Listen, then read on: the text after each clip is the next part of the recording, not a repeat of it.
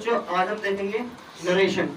Narration को ही academic level पर कहा जाता है डायरेक्ट इनडायरेक्ट। क्या कहते हैं? Direct indirect. कंपटीशन में डायरेक्ट इनडायरेक्ट का नाम ही आपको नरेशन के नाम से मिल जाता है। और आज का टॉपिक जो है ये हमारा एकेडमिक लेवल और कंपटीशन लेवल दोनों के लिए ही है, क्योंकि ये चीज दोनों में ही कंबाइन है, दोनों में पढ़नी पड़ती है। अब इंपेरेटिव सेंटेंस हमने आज डिस्कस किया है। इंपेरेटिव की टोटल 3 से 4 वीडियो बनेंगे, लेकिन कंप्लीट वीडियो में कंप्लीट बना करके डालूंगा हर रोज क्लास में। फिलहाल आज की क्लास में पढ़ना है सिर्फ इसका इंट्रोडक्शन। आज इंपेरेटिव सेंटेंस का होगा इंट्रोडक्शन। इंट्रोड्यूस करा रहा हूँ मैं आपको कि इंपेरेटिव सेंटेंस वास्तव में है क्या। इंपेरेटिव सेंटेंस की जो मूल तत्व है, फिर मूल शाखाएं हैं, जो ब्रांचेस हैं, उनको समझ लेते हैं। सबसे पहले कि इंपेरेटिव सेंटेंस है क्या। इसमें टोटल 5 पॉइंट होते हैं, जो कि बोर्ड में मैंने लिखे हुए पहले से। इंपेरेटिव सेंटेंस वो सेंटेंस होते हैं जो कि वर्ब से स्टार्ट होते हैं। कौन से सेंटेंस? जो वर्ब से स्टार्ट होते हैं। तो स्टार्ट विद वर्ब। या फिर एक पॉइंट इसका बनते हैं कि इंपेरेटिव सेंटेंस ऑर्डर, जिन सेंटेंसेस से हमें ऑर्डर, सजेशन, एडवाइज्ड या फिर रिक्वेस्ट का बोध होता है। हिंदी में कहें तो प्रार्थना, सलाह या फिर प्रार्थना, सलाह या फिर धमकी का बोध होता है जिन सेंटेंसेस से, उन सेंटेंस को हम कहते हैं इंपेरेटिव सेंटेंस। और इसके बारे में जानते हैं बच्चों, स्टार्ट विद वर्ब। जो सेंटेंस वर्ब से स्टार्ट होते हैं वो कौन से कहलाते हैं? इंपेरेटिव सेंटेंस कहलाते हैं। आगे अब इन सेंटेंस का सब्जेक्ट कौन होता है? इंपेरेटिव सेंटेंस का सब्जेक्ट होता है यू, जो कि हाइड रहता है। हाइड का मतलब होता है बेटा छिपा रहता है, सेंटेंस में नजर कहीं नहीं आएगा लेकिन बोलते हैं। नेक्स्ट इसका पॉइंट है 4 कि स्टार्ट विद प्लीज या फिर काइंडली। इंपेरेटिव सेंटेंस प्लीज या काइंडली से भी स्टार्ट होता है। अभी हमने पढ़ा था कि इंपेरेटिव सेंटेंस वर्ब से स्टार्ट होता है, तो वर्ब से स्टार्ट होने वाला सेंटेंस भी क्या कहलाएगा बच्चों? इंपेरेटिव। और प्लीज या काइंडली से स्टार्ट होने वाला भी सेंटेंस क्या कहलाएगा? इंपेरेटिव। अब इंपेरेटिव सेंटेंस वर्ब से स्टार्ट हो रहा है, प्लीज या काइंडली से स्टार्ट हो रहा है। स्टार्ट विद डू नॉट, किससे? Do not. यानी कि इंपेरेटिव सेंटेंस जब नेगेटिव में होगा तो वो स्टार्ट होगा डू नॉट से, और इसको मर्ज करके लिख देते हैं बेटा डोंट। ठीक है। अभी यदि मैं ध्यान से देखूं तो ये वाली ये चीज है डू। डू क्या है? अपने आप में एक वर्ब है, और मैंने पहले बताया कि वर्ब से स्टार्ट होने वाला सेंटेंस कौन सा होता है? इंपेरेटिव होता है। तो आज में तो वही बात है, बस ये नेगेटिव सेंटेंस है डोंट हो गया, या पॉजिटिव सेंटेंस था तो यहाँ पे नॉट नहीं था। बेटा ये सारे 5 पॉइंट ऐसे हैं जो कि इंपेरेटिव सेंटेंस को इंट्रोड्यूस कराते हैं। इंपेरेटिव सेंटेंस का किस्सा खत्म। हम पढ़ रहे हैं नरेशन। क्या पढ़ रहे हैं बच्चों? नरेशन, यानी कि डायरेक्ट इनडायरेक्ट। डायरेक्ट इनडायरेक्ट में होता क्या है देखते हैं। हमारी एक तो होती है रिपोर्टिंग वर्ब। क्या होती है बच्चों? Reporting verb. मैं थोड़ा सा यहाँ पे लिख देता हूँ एक बार। ये मानो हमारा पूरा सेंटेंस है कंप्लीट, इसको हम ब्रेक कर देते हैं, यहाँ लगाते हैं कॉमा। क्या लगाते हैं? कॉमा। फिर हमारा इन्वर्टेड कॉमास के अंदर दूसरी क्लोज होती है। हमारी फर्स्ट क्लोज होती है कोमे से पहले। कहाँ पे? कोमे से पहले। तो कोमे से पहले वाली क्लोज को कहते हैं मेरे प्यारे बच्चों रिपोर्टिंग वर्ब। इसको मैंने शॉर्ट में आर भी लिखा। फिर हमारे इन्वर्टेड कॉमास में जो वर्ब होती है या क्लोज होती है उसको कहते हैं रिपोर्टेड स्पीच। क्या कहते हैं जी? Reported speech. मैं आपको तमाम डायरेक्ट इनडायरेक्ट बनाने का एक सबसे शॉर्ट ट्रिक दे रहा हूँ आपको। एक छोटी सी मेडिसिन दी है बेटा मैंने आपको सिर्फ यहाँ से कि रिपोर्टिंग वर्ब होता है कोमे से पहले वाली क्लोज, इन्वर्टेड कॉमास के अंदर वाली क्लोज होती है रिपोर्टेड स्पीच। सबसे पहला रूल डायरेक्ट इनडायरेक्ट चाहे किसी भी कैटेगरी का हो, चाहे सिंपल सेंटेंस का हो, इंटरोगेटिव का हो या फिर इंपेरेटिव का हो, किसी का भी हो, इंफिनिटिव का हो, क्या होता है कि यदि रिपोर्टिंग वर्ब का सेंटेंस हमारा पास्ट में है तो ही हम रिपोर्टेड स्पीच को चेंजेस करते हैं। यदि रिपोर्टिंग वर्ब का सेंट प्रेजेंट या फ्यूचर में होगा तो हम दैट लगा करके रिपोर्टेड स्पीच को कॉपी पेस्ट कर देते हैं, हम इसमें चेंज नहीं करते कुछ भी। तो यदि आपको डायरेक्ट इनडायरेक्ट बनाना है और रिपोर्टेड स्पीच में आपको चेंजेस करना है तो रिपोर्टिंग वर्ब का पास्ट में होना नेसेसरी है, कंपल्सरी है, अनिवार्य है, बाध्य है कि रिपोर्टिंग वर्ब पास्ट में होना ही होना चाहिए, तभी आप रिपोर्टेड स्पीच को चेंजेस करेंगे। तो ये हो गया सारे के सारे डायरेक्ट इनडायरेक्ट का एक ही हल। अब आते हैं टॉपिक में। अब सबसे पहले हमने क्या पढ़ा बेटा? Reporting verb.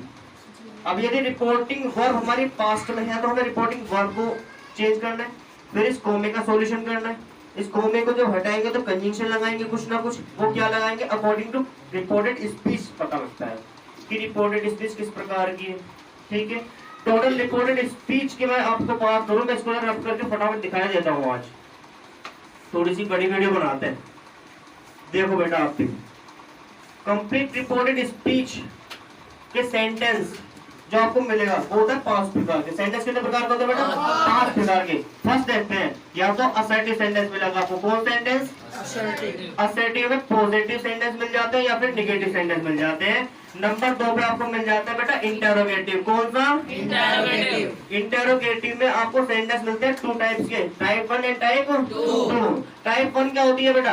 Helping verb plus subject plus main verb plus object और क्वेश्चन मार्क, ये आपकी टाइप 1 हो जाती है। टाइप 2 क्या होती है? इसी में आप क्वेश्चन वर्ड को इंट्रोड्यूस करा दीजिए, आपकी टाइप 2 बन के तैयार। अब मैंने क्या किया बेटा? कुछ और काम नहीं किया। देखो यहाँ से यहाँ तक का पूरा कॉपी मार दिया ये, और यहाँ पे बस मैंने क्या डाल दिया?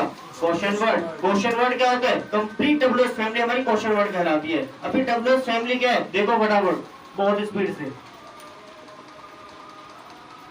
WH family, what, where, when, which, whose, that dash। अब देखो बेटा, स्टार्टिंग में देखो आप WH WH WH WH WH, ये सारे के सारे वर्ड किससे स्टार्ट हो रहे हैं? WH से। WH से स्टार्ट होने के नाते ही मैंने इसको नाम दे दिया कि ये है WH फैमिली के मेंबर्स। क्या है? WH फैमिली के मेंबर्स। बेटा वापस आते हैं फिर से टॉपिक पर। हमारा थर्ड टाइप क्या होती है? किसकी? सेंटेंसेस की, यानी कि रिपोर्टेड स्पीच का वाक्य। मैंने आपको बताया कि रिपोर्टिंग वर्ब के पास्ट में होने पर रिपोर्टेड स्पीच को चेंज करते हैं। अब ये तो पता हो कि रिपोर्टेड स्पीच किस किस नेचर में मिलेगी। तो रिपोर्टेड स्पीच का बेटा फर्स्ट नेचर होता है असर्टिव, पॉजिटिव या नेगेटिव सेंटेंस होगा। सेकंड नेचर होता है इसका इंटरोगेटिव। इंटरोगेटिव में टाइप 1 टाइप 2 मिलेगा। नेक्स्ट क्या होता है बेटा? इंपेरेटिव। कौन सा? इंपेरेटिव। इंपेरेटिव सेंटेंस कौन से होते हैं? वर्ब से स्टार्ट होने वाले या फिर नॉट टू वर्ब से स्टार्ट होने वाले सेंटेंस होते हैं, जो कि हमारा आज का टॉपिक है। बेटा हम इसलिए पढ़ रहे हैं इंपेरेटिव। इससे पहले हमने असर्टिव सेंटेंस पढ़ाया था पिछली क्लास में, फिर इंटरोगेटिव पढ़ाया था, और उसके बाद में हम कहाँ पाए आज?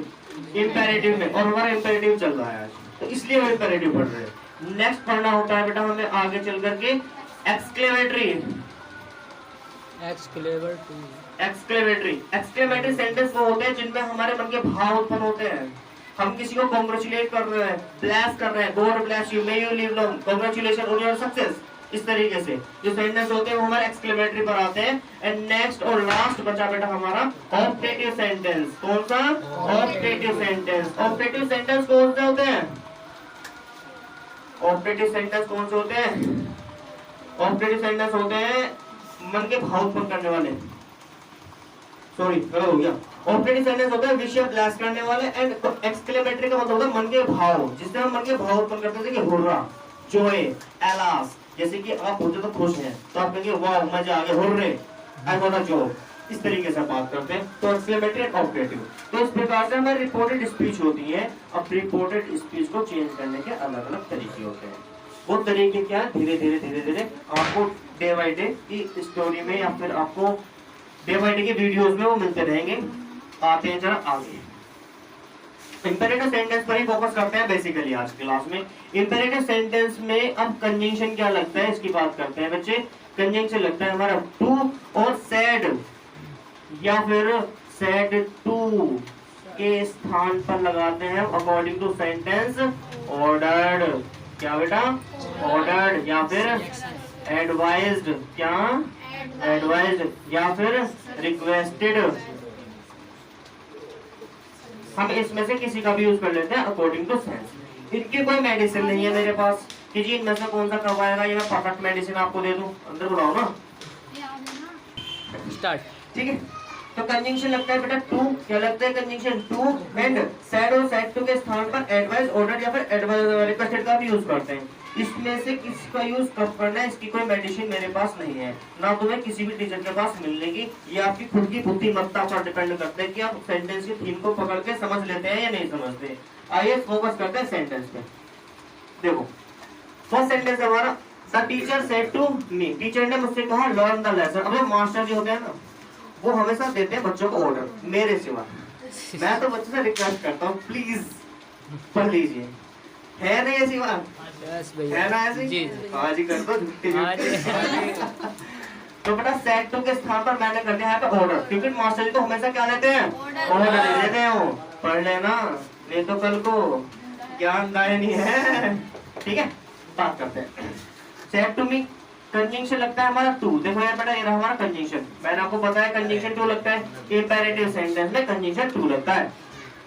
फिर आगे सेंटेंस को कॉपी पेस्ट कर देते हैं। ये रहा लर्न द लेसन और ये रहा लर्न द लेसन। अगला सेंटेंस बनाते हैं बच्चे। Father said to his son to this work. अब पिताजी, माँ तो ये भी कह सकेगा भैया देखिए इस काम को कर ले, लेकिन पिताजी लोग कहेंगे कर रहा नहीं कर रहा, आँख दिखा के थोड़ी सी। तो पिताजी भी धमकियों में बात करते हैं, प्यार से बात नहीं करते ज्यादातर।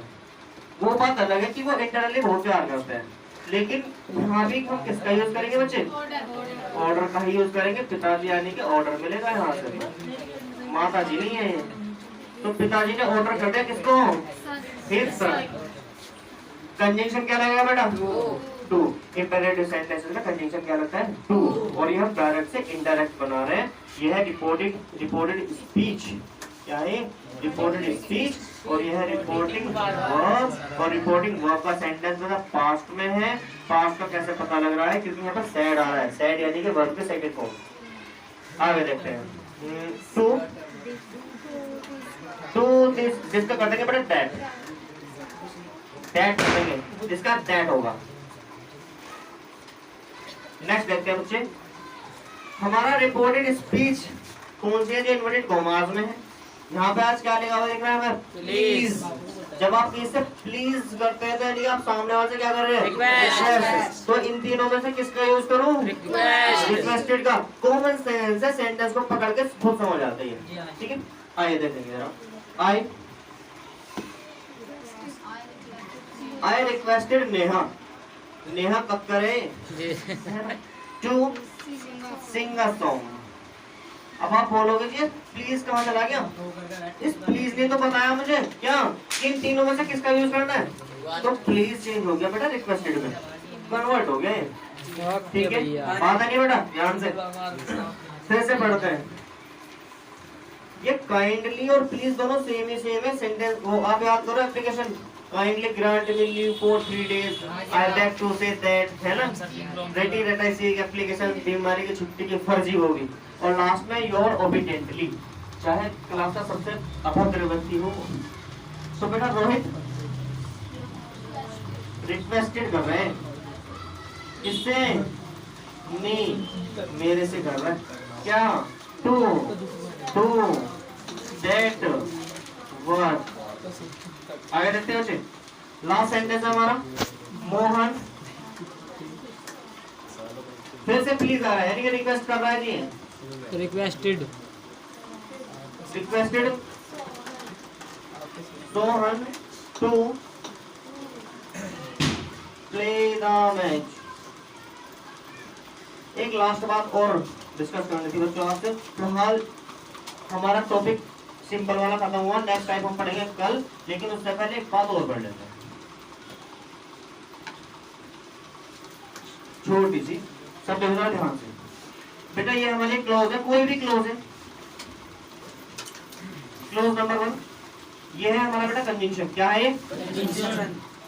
कंजंक्शन का काम क्या होता है बताओ बेटा? किसी भी कंजंक्शन काम होता है दो क्लोज को जोड़ना। जिस प्रकार से सपोज दैट यहाँ पे हमारा कोई इलेक्ट्रिक बल्ब है, ये बल्ब बनने लग रहा ना, तो इसको बोर्ड मान लो बल्ब यहाँ बना देंगे। तो वैसे है तो ड्राइंग मेरी बहुत अच्छी, लेकिन आप मान लो ऐसा कि ये बल्ब है। मानने में कुछ जा रहा है, माना है ना। हाँ बस ये बल्ब था, ये हमारा बोर्ड था।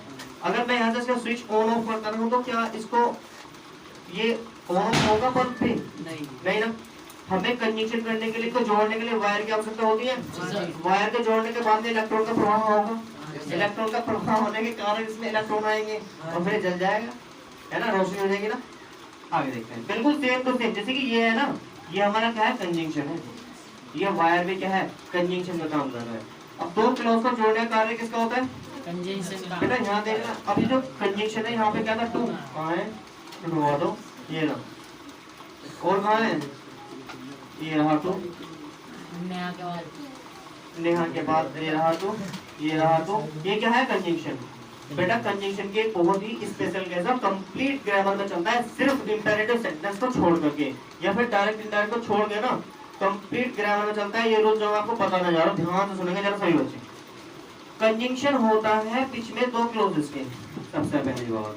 दूसरी बात, कंजंक्शन के दोनों क्लोज का नेचर सेम रहता है, यानी कि यदि इधर की क्लोज प्रेजेंट में है तो इधर भी प्रेजेंट, इधर पास्ट इधर ही पास्ट, यानी कि दोनों तरफ सेम समानता का अधिकार देता है कौन, कंजंक्शन। लेकिन यहाँ पे देखो सेंटेंस में थोड़ा सा कंफ्यूजन है।